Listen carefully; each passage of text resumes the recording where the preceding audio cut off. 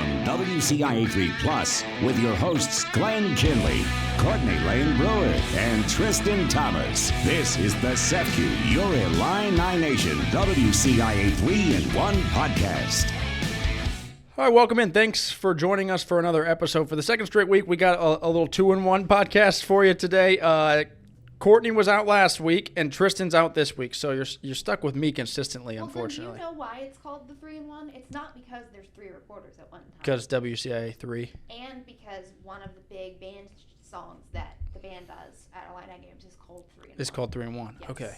And because we're often talking about primarily football, men's basketball, and women's basketball. Channel 3 news reporter Amanda Brennan would probably be disappointed that I didn't know that. She would, actually. We're going to get her on here maybe soon to talk a little Illini traditions. Yes, taking. That's what Brett told me when I first started. Yeah, we are taking Q&A on Facebook and Twitter, X, wherever. Email us if you want, wherever you want.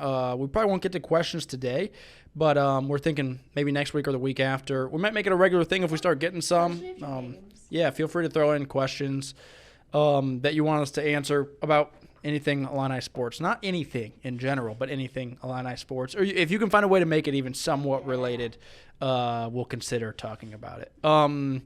Courtney, let's start with a little Illinois men's basketball news. When we're recording this, we got this news earlier today, a new staff member for Illinois, and a familiar name at least. I don't know about a familiar face, but a familiar name for sure. Yeah, I am really excited about this. It comes out that Kevin Kruger is going to be joining the staff as assistant to the head coach. We're not exactly sure what that will entail. I'm sure we'll learn at some point. But if that name sounds familiar, it's because it does. His father, Lon Kruger, who is a Hall of Famer, was the head coach here from 96 to 2000. He went on to later coach at UNLV, which is where Kevin Kruger is joining us from. He was the coach there for 1 season. He was there for 6 seasons, but was the head coach for, I got that wrong. He was the head coach for his last 3 seasons. There we go. And he's coming to join this team, coming back to where he played high school basketball and where he spent a lot of time. So I am always a proponent of people coming home, in whatever sense that may entail. So I love this. Yeah. I'm so excited about this. He was a Centennial Charger for a couple of years when his dad, Lon, was coaching at Illinois from 96 to 2000 and had some good teams. He got let go earlier, like right after the season ended, the 2024-25 season, but had like some very solid teams at UNLV. Has plenty of experience. He was on his dad's staff at Oklahoma, I believe, before that. He worked under T.J. Otzelberger. Yeah, worked under T.J. Otzelberger at UNLV as an assistant before Otzelberger left for Iowa State and has been pretty successful there. And then that's when Kevin Kruger, got promoted to head coach there. But it's a interesting hire because it's a name that we know and there's a connection to the area, so it makes it a little bit more exciting than just here's a guy and they hired him as an assistant. I think it's especially cool for – we saw this play out in real time in our newsroom today. People who are a little older who really experienced the Lon Kruger era. Right, when he was here. Saw his son start to pop off. Around, start to shine at Centennial. I think it's really cool for people of that generation to see. What we might need to do is go through the archives and see if we have any Kevin Kruger Centennial Charger high school basketball video. That would be – if Tristan was here, he would have just left the podcast.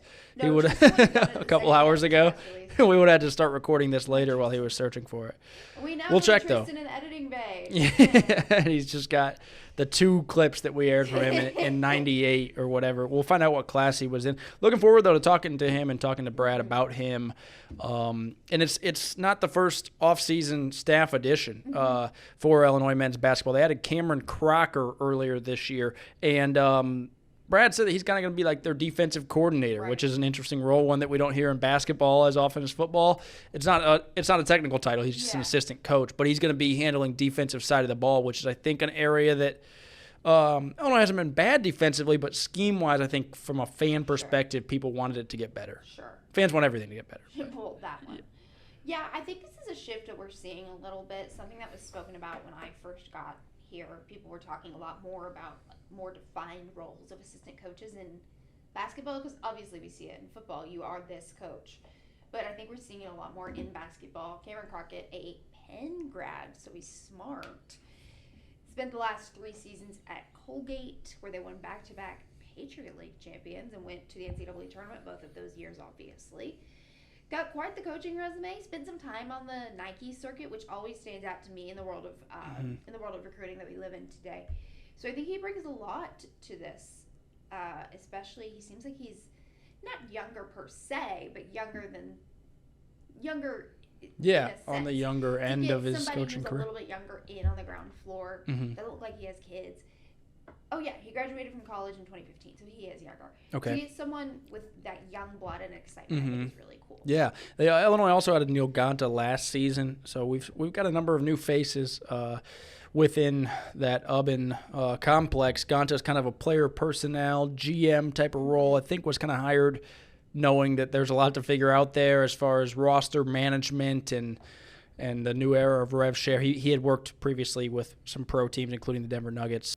Looking forward to later this summer talking with some of those. I don't know when we'll get to, but with a little bit more about the staff and hopefully to some of the new faces within Illinois men's basketball. They have a lot of returners. Today was I can't wait to talk to Kevin Kruger about right. his journey and what it means. Yeah, no kidding. And Andrei Stojakovic and Milo Petrovic when he gets here and stuff. And so, but Brad would want us to mention they have a lot of returners too. Last time we talked to him, which was a month or two ago at this point, he really drilled that home. He brought up the newcomers. He's like, well, we returned some guys. So you can tell that he's proud of that because that's not super common, which is weird because in college basketball, they don't return their whole roster, but yet even returning 6 or 7 guys is a lot in college basketball anymore. Exactly. So I am still pretty anxious about the Ty Rodgers of it all. Yeah. We were so excited to have that returner. We have Ty Rodgers. Ty Rodgers is hurt. A lot of experience there with Rodgers, so we'll see whose role that changes, whether that's a Jason Jaxtis or a Stojakovic, although he was going to play a ton anyway, or Mirkovic, the freshman, or maybe it's another one of your freshmen that Brandon Lee, maybe he wasn't going to play much this year. Maybe he does play a little bit more. We're digging way too deep into the weeds now for July. For July 9th. But we're excited for basketball season. We're also excited for women's basketball season, and we just recently talked to Shauna Green and a few of her players, 4 of her players to be specific, 2 newcomers and 2 returnees. An interesting year for them, right? We got 2 returners, 2 newbies, but in a sense, we're kind of Gretchen Dolan finds herself in the middle of that. Gretchen Dolan, one of the athletes we spoke to this morning, she only played 10 games. Yeah, she didn't play much before getting injured. Yeah. So I think we're almost kind of back at square one with Gretchen Dolan, which I think is really exciting. So I just wanted to throw that out there because I really enjoyed getting to talk to her today, coming off of her injury. But we also spoke to Barry Wallace, who obviously is going to have another incredible season. And then we got to speak to 2 new players, which is really fun. Yeah, Barry's in an interesting spot because it feels like she is a veteran leader on this team, and she's a true sophomore. Oh, yeah. She got Not even a true sophomore yet. She will be in a few months, right? And so it's interesting. She really did. She got thrown into it. She handled it well. Oh, like a champ. And Illinois women's basketball has a lot of, I don't think question marks is the right word, but it will be interesting to see where the scoring gets split up, who they call on. Like Jasmine Brown-Hager ended up doing a lot of scoring late in the year last year, and they went to her often. Was that because that's how they want her to play and that's her style, or was that because they needed to because they had 18 people injured, right? And so we'll be interested to find that out. We talked to Maddie Weber, the Villanova transfer, who was a high scorer at Villanova, and I would expect. Injuries, but is now here. And was very complimentary of this Illinois program. She gave us multiple solid reasons why this was where she wanted to be. When you speak to transfers sometimes and you're like, why did you want to come to Illinois? They say kind of fluffy stuff. Yeah, sometimes. She was like, I wanted to play faster ball. I wanted this style of play. I wanted to work under Shauna Green. And that was so cool to hear when you think about where the Illinois women's basketball program was 2-3 years ago. And just insane. And then we also spoke to Aaliyah Guyton, who's coming here off of Iowa, which is never going to lose their name recognition and is never going to lose that spot. Yeah. So Aaliyah Guyton and Maddie Weber very different in the sense that Illinois was really tight in the race out of high school for Aaliyah, and I think almost got her, and then she went to Iowa, and then now is coming to Illinois. I don't think Illinois had recruited or really knew Maddie much that I know of or that they mentioned when we talked to him before she got in the portal. It wasn't like, okay, we recruited you pretty heavily, we love you, we've known you this whole time. Now do you want to come play for us? It was like, Which hey. is exactly what happened with Aaliyah. Right, exactly. But with Maddie, it was like, hey, we're Illinois. Nice to meet you. We really want you. And Shauna Green did not hide the fact that she said she told her staff, we need her. Yep. And Shauna doesn't say that about every transfer or every freshman or anything. And so it was clear that she saw her film and liked her and then talked to her and liked her. She told us a lot about how excited she is for this opportunity and how that relationship that she built with Shauna when she was coming out of high school has carried over. And she talked a little bit about playing here last season Right. when she came here with Iowa because her whole family was here. Mm-hmm. She was experiencing playing in the arena of the flagship university of her state. Mm-hmm. And I don't want to put words in her mouth, but I think that could have played a pretty significant role into her decision to inevitably Yeah. call Shauna back up. It might have been, and the fact of the matter is that the crowd for that game and the atmosphere for that game was, Yep. I guarantee you, much better than it was whenever she visited when she was in high school. Because Illinois Yes. women's basketball crowd have come that long in the last 2 years. Yeah. So let's listen in to Aaliyah and Shauna and some of what they had to say when we talked to them today when we recorded this. Especially just knowing how much trust we have between each other. So. And I love Coach Green with all my heart. I love Coach Mack, and they're just my people. So I definitely had that feeling, and I was excited when they reached out. What I remember most is just the energy. I mean, just being here. My family was here to support, and it felt great. Even though I was on the other side, it was just a good feeling being in that gym and in that arena. Sometimes I actually think it's good for some people. I don't want to lose them the first time. That's probably, I shouldn't say this then. But sometimes it is when they get another experience and we get them back. I think that they come in with a different approach. They're very grateful. So we've had success with that. We've had success with getting kids the first time and then being really good players. So it all comes down to relationships at the end of the day. Illinois women's basketball, we'll keep updated. We've probably had some more stuff on air on our newscast by the time this airs. So check the website, see what you can find there. Social media, we're always posting stuff because there was a ton of interesting stuff. I think Barry Wallace's development is very interesting. Obviously, Gretchen's return to the court. Letty Vasconcelos, got it. Her return to the court, I think, is really interesting. They have a little bit more length this year, and Shauna said that was on purpose, right? And so I think they're excited for that. You're going to have two young point guards. Aaliyah is a stud, but didn't play like crazy minutes her freshman year at Iowa, and then you have a true freshman coming in Destiny Jackson. We're going to take a break here, unless you had anything else on women's hoops. We're going to take a break. We're going to talk a little golf. Brian Campbell won a tournament recently. You probably heard about it. When we get back, we will touch on that. Stay with us.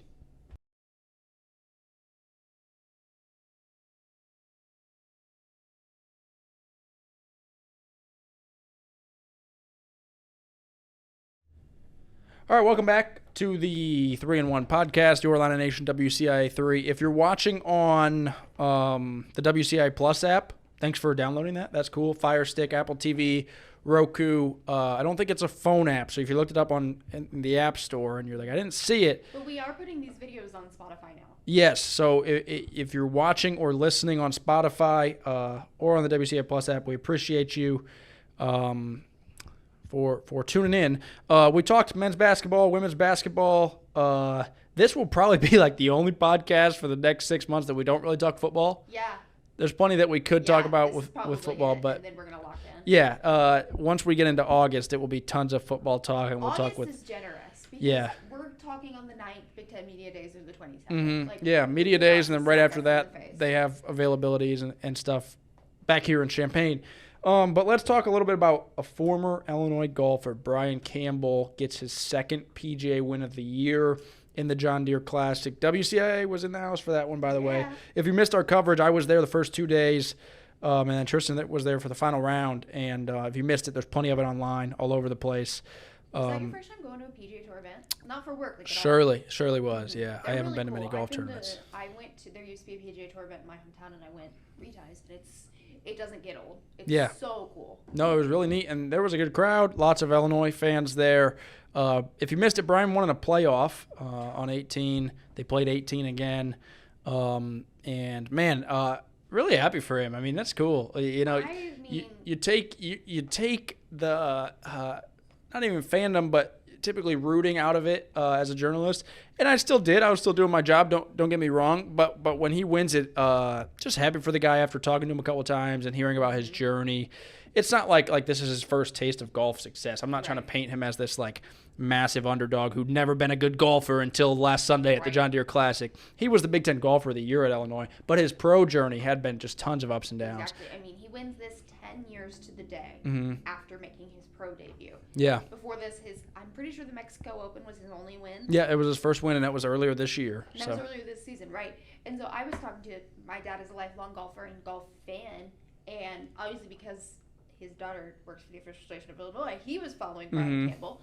But we were talking about, even if you just had this on because you're a golf fan, John Deere Classic is not a major. It's not a huge, widely touted, but golf fans are watching it. Right. And if I'm a casual golf fan watching that, I'm following Brian Campbell's career for the next year. Yeah, right? That was incredible. It's cool. I don't know how you don't root for that Yeah. guy. It was insane. No, very cool. To flirt with top 2 all week, to have a close as anything final round. And that make it 15th that hole. playoff, That 15th hole, that tee shot. If you're one of our viewers of our newscast, then you know who Brandon Morano is, one of our evening anchors, and I was at his place watching that final round, and that tee shot, he and I were like, what was that? And I'm sure that's what Brian and his caddy's reaction probably was too. But also, speaking of the broadcast, lots of love for the Illini. Yeah, they gave him a bunch of shout outs. I think they were like the legendary Mike Small. Mike Small, yeah. Lots of respect for this program, as it should be. I don't know that Illinois men's golf, nobody will complain about recruiting help. I don't know that Illinois men's golf was struggling in the recruiting department, but that certainly doesn't hurt, right? If you got a golfer watching from anywhere in the country and they hear something about that, and look up Illinois men's golf and like, oh, by the way, he's one of like 7 guys that are playing professionally for Illinois. I may have got that number wrong even, but no, it was cool to talk to Brian and see him get that win. We did when he spoke after he won, he talked about his journey and even a time in his career where he thought, man, maybe I should look into using that degree, or maybe golf isn't for me. I want you to listen to that. You may have seen it on social media. You may have seen it on our broadcast. If you did, I think listen to it again. If you haven't, it's powerful, man. It kind of gives you goosebumps. So listen to Brian Campbell after his second PJ win of his career and of this year.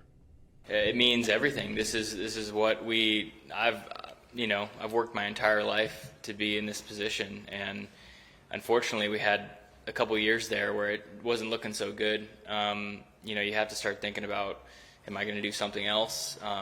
Maybe pro golf or this route's not going to work out, but it really was all at Second Stage Q School about 2 or 3 years ago.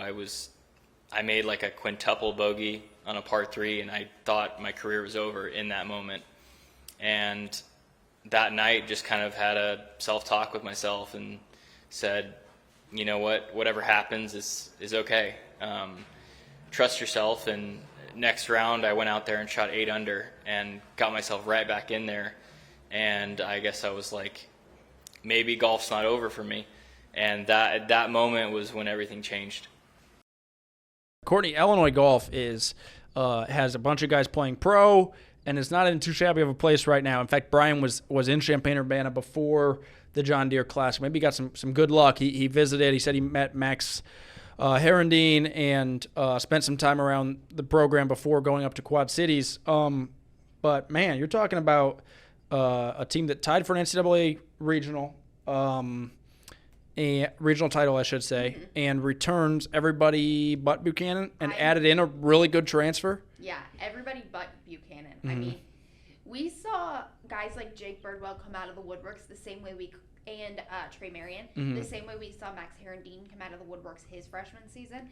So when you're really only looking to fill that one hole of Jackson Buchanan, granted, that is a big hole. Jackson Buchanan is a legendary Right, he was good. It's not like, program. we only lost Buchanan. That's a pretty big loss, but they have a bunch of other really good players. A bunch of really strong guys. And now you have the hype of Brian Campbell. You have the hype of Atkins. I mean, that weekend at Atkins was, in my opinion, comparable to Michigan weekend for football. That weekend. Yeah, it was cool. That weekend is going to be symbolic for that program and how far that program has come for years. Yeah. We're going to be talking about it for years, both of those weekends in their respective programs. But I think that combined with their transfers, with the returners, with the fact that you've got legendary coach Mike Small. I can't believe they said that. That was awesome. That's awesome. Everything is pointing in the right direction. Yeah, no, a bunch of stuff. And the transfer they got, I was trying to pull it up, like some of the numbers on this guy, but the transfer they got is coming off like one of, historically speaking, like this is not cliche, scoring wise, one of the best seasons in college golf history. Right. I think he had 4 tournament wins. I could be botching the stats. I couldn't pull up the press release while we were talking, but I think he had 4 tournament wins, and they said that nobody's ever had 5, or maybe only a few guys have had 5, and like the 4 guys that have had more tournament wins than him, one of them is Tiger Woods. So not bad company to be in for the transfer that Illinois Golf is adding for next season. Senior year Ryan Boyce. Yeah. Scary. Yeah, Ryan's good. I love talking to Ryan because he has this like great appreciation for the game of golf. He's and like so smart. Yeah. If you haven't watched our interviews with the Illinois golfers, give them a look sometime, or next time that you see that we're covering it, tune in for that, or check out our social media next time you see that we're out about covering golf. Because I find it fascinating to talk to these guys because, in my opinion, they're so different than any of these other sports. And they're also different from each other. They're a little bit more philosophical, thoughtful. There's this like, I don't just want to win. I want to win. Yeah, Ryan might be like too smart to where like it hurts him sometimes when he's golfing. He had a but final in accounting the day after the NCAA's ended, and I bet he got an A on he it. probably did better than either of us would have, even if we hadn't just played in golf. Yeah. All right. Let's take one more break. We'll come back and wrap it up, and then we'll see you again next week. At least one of us will. Somebody will be on here next week. We'll be right back. All right, welcome back. We'll wrap up the show here. Courtney, when we're recording this, we just recently got the official announcement of Illinois, Tennessee playing in Nashville this December. We already knew that. Most of you listening probably already knew that. Rothstein reported it, and it was out there from pretty good sources. But now it's official from Illinois Athletics. They'll play in December this year in Nashville. The return game will not be next season, but the following season, 2027-28. That's not a real year. But they're going to play then in Chicago. I think we're assuming in the United Center. The basketball game at Bridgestone? Yep. Okay, cool. Listen, as someone who's spent a lot of time in Nashville and as someone who has seen a program I follow basically turn that city into their own, Illini fans, you need to go to this game. You need to book a ticket now. You need to buy a ticket now. And you need to plan to be in Bridgestone on December 6th. I think it'll be a fun trip. There is nothing like making a weekend out of one of these games. And it is a Saturday. Go. Illini fans, go to this game because they're going to paint it their awful shade of orange. And we all saw what happened back when the Illinois team played Tennessee this past season. I'm still I know, that was... Illini fans, you have to go to this game. I think it'll be a fun weekend, and your Kentucky Wildcats are playing Gonzaga the night before, so that's what I will be doing. Even if you're not a diehard Illinois fan, which in that case, I don't know why you're listening to the Your Illini Nation podcast, but thank you, yeah. But even if you're not, or you've got a buddy that you're trying to get to go with, and he's like, I don't really care about Illinois basketball that much, you get to see Kentucky Gonzaga one night, Illinois Tennessee the next day, and oh, by the way, you're in Nashville, see some live music while you're at it. That sounds like a pretty good weekend to me. Right there. You can leave the game and go on Broadway. Yeah, that doesn't sound like a half bad deal. I'm pretty sure that the women had a pretty successful. They weren't at Bridgestone, but from what I've heard, the women played in Nashville last year and had a lot of fun. The fans who went had a lot of fun. So. Yeah, that could be an exciting game. Illinois' non-conference schedule, as is usual by now, but it's not exactly a cakewalk. Yep, and a little birdie told me that the women's is not going to be either. Yeah. Yay. Well, that'll be exciting to kind of see. I don't know if this is the year you want the hardest non-conference schedule for them, but I guess, hey, you're going to find out a lot about them pretty quickly, or, sometimes when that happens, then when they get into conference play, they're battle-tested. That's a cliche. But Two SEC opponents again this year. For the women's team, that is? For the men's team. Okay, yeah. Alabama, Tennessee. And obviously bragging rights, but. Right. Yeah. And then you get the beginning of the Terrence Shannon Bowl with Texas Tech here. Yeah. Those are the only games we know. I right like now. more home and homes, folks. Please. I love the home and homes. Because as much I like when they come here, but I also like going to these other college towns. I think that's fun. Mm-hmm. Not that I'm not complaining about going to Nashville or places like that. Right. But I love college towns. I love home and homes. So, all right. Thanks for listening or watching the Your Line Nation WCIA 3-in-1 podcast with Courtney. I'm Glenn. We'll see you next time.